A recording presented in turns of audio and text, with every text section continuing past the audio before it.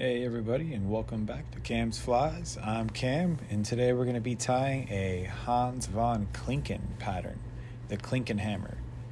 We're going to be using a Kona hook, size 14. This is a curved nymph hook. And for our thread, this is a UTC in green, a 70 denier. We're going to go ahead and attach our thread to our hook. Get it about 3 eye lengths behind our eye. I'm going to use some white poly yarn for our post material.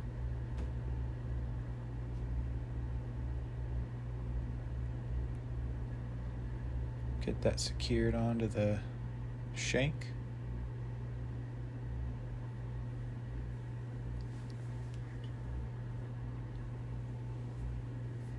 And once we get that nice and tight, we can do some securing wraps in front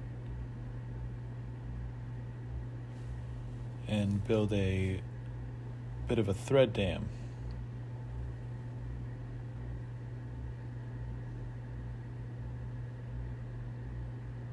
Here we go with building the thread dam.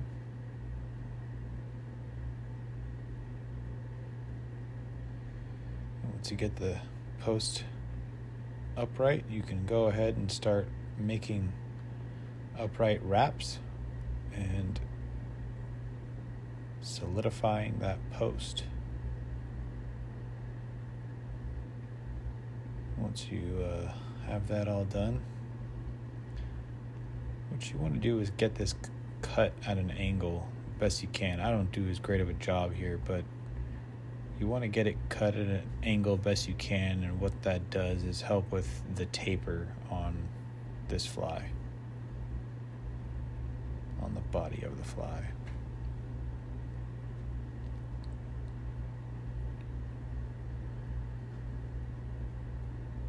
Taper isn't horrible here, but it works. This is UTC Ultra Wire, color Chartreuse in the size small. This will be used as our ribbing material.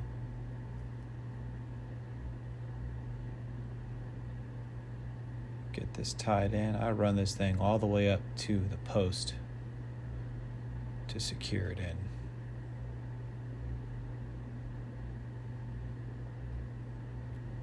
Really cover that thing up.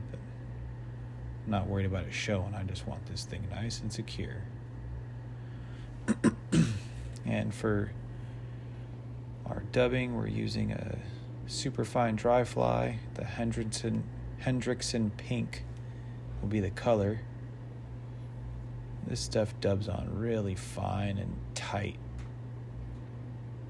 You want to get a nice skinny body, skinny profile for these Klinkhammers.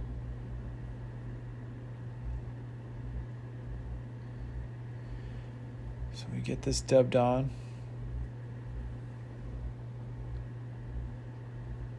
Nice thin profile, and we're going to stop just shy of the post. And what I do is I progress it forward just to the hook eye and throw in a half hitch. You can half hitch a little before that if you'd like.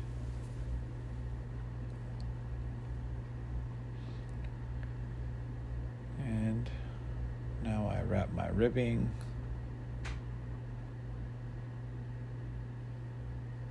Get nice even spacing. Try to get about 4 rib wraps showing. So 4 rib wraps that are on the dubbing material itself. And then secure the wire and do a little bit of a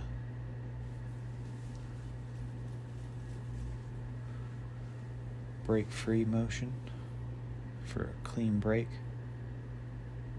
Just helicoptering the wire off and then covering the rest up.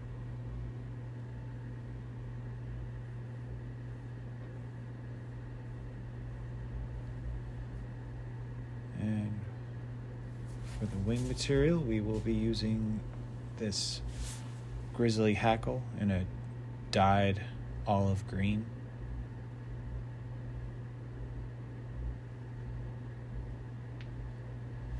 Get this secured, wrap it on the hook shank, and it'll also be wrapped around with a post as well. So I get it kind of just started, and then I wrap the hackle up the post just to get it kind of out of the way when I'm trying to secure the rest of this stem down below on the hook shank. Makes things a little bit easier when you just wrap that hackle upright and get it out of the way.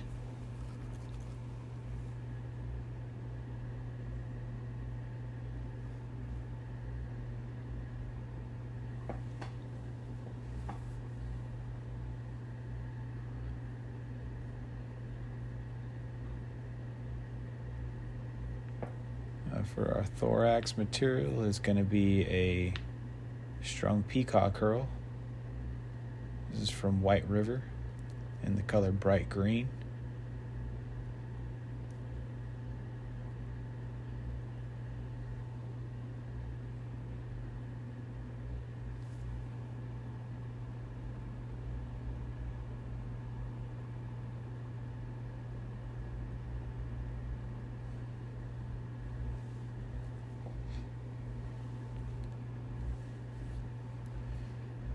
Get this secured right around the post and just behind it. And then you can half hitch it and then start progressing your peacock up the hook shank. Start getting a bit messy after I get past the post. I wasn't happy with the amount of space I had left. It just did not look proportioned right, so I threw quite a few extra wraps in there to get it looking a bit more proportioned, but you gotta do what you gotta do sometimes.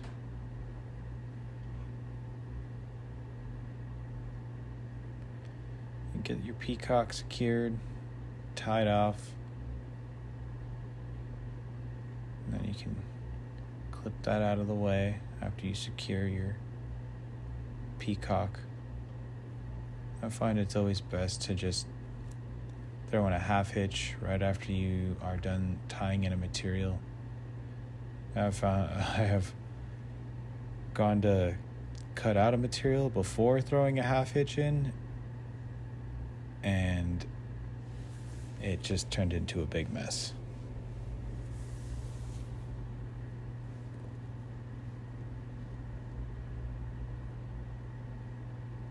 Always leave yourself a tag end to work with just in case things go south, or just whip finish and tie it off first. Now we're going to take our fly and we're going to reorient it in our vise so that way our post is horizontal.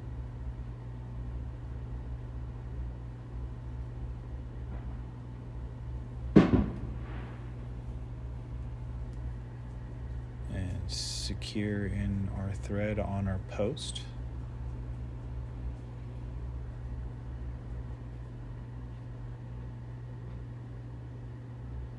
Get that nice and tight and work it as close as you can to the fly or the hook shank.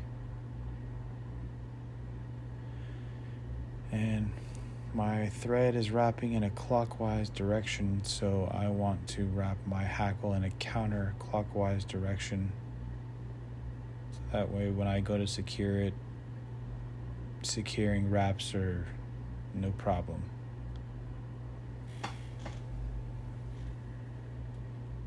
You want to get nice, close touching wraps when you're wrapping this hackle around the post.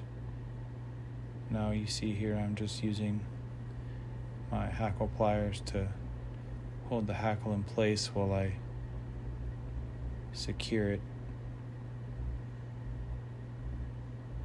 take your time so that way you're not catching and trapping fibers in an awkward position.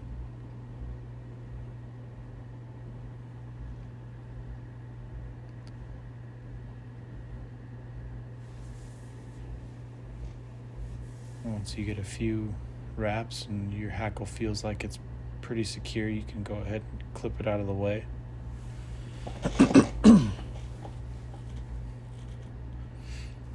Now for my post, before we cut it, I like to brush it out and make sure all my fibers are even, going the same direction, not clumped up.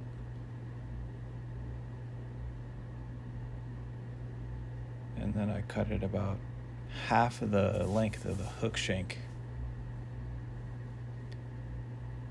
And then come in with a whip finisher and carefully place my knots.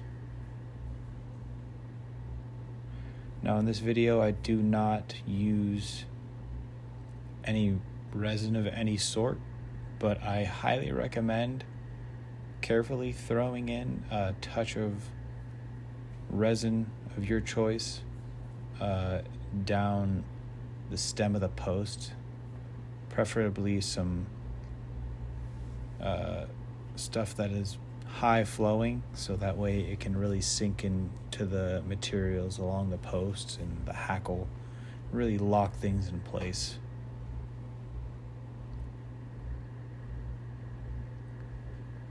Now I cut my thread out of the way, and you see there I have some fibers that don't want to work with me, so you can go ahead and just clip those out of the way if you're having the same problem. I have a few that I'll take care of here. The idea of this horizontal hackle pattern, you want it to sit on the water, the water film, and this hook will just ride low, and it does really well with preventing short strikes and just missing fish. We don't like missing fish.